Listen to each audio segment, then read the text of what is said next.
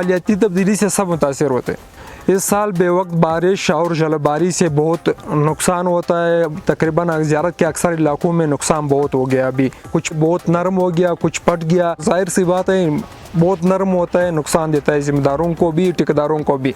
अभी भी हम इसी परेशानी में, अल्लाह करे थोड़ा सा रुक जाए वो बारिश, हमारा फसल तबाह हो जाएगा। पहले इतना वो नहीं था, अभी बेवक्त बारिश शुरू हो जाता है, चरी को बहुत नुकसान देता है। चरी में भी किस्में होते हैं, काला चरी है, सफ़ेद चरी है, लबनानी है, ईरानी है। सबसे मशहूर चरी तो काला चरी है, वो बहुत मशहूर है पूरे, बल्कि पाकिस्तान में ये मशहूर चरी है। इसमें मिठास बहुत होती है ना, और पसंद भी करते हैं बहुत से लोग। लाहौर से आते हैं, कराची से आते हैं, कोयटा से आते हैं, इस्लामाबाद से आते हैं। बहुत से लोग चरी देखने के लिए भी आता है, खाने के लिए ले जाने, दोस्तों को गिफ्ट भी देते हैं। नहीं ले जाते हैं, हम इस दोस्त के गिफ्ट देते हैं इसको। यहाँ पे दरअसल चेरी खरीदने आए हैं, क्योंकि चेरी यहाँ पे मिठास होती है, ताज़ा होती हैं, बागात में लगी होती हैं। आपके सामने से तोड़ के आपको दे देते हैं।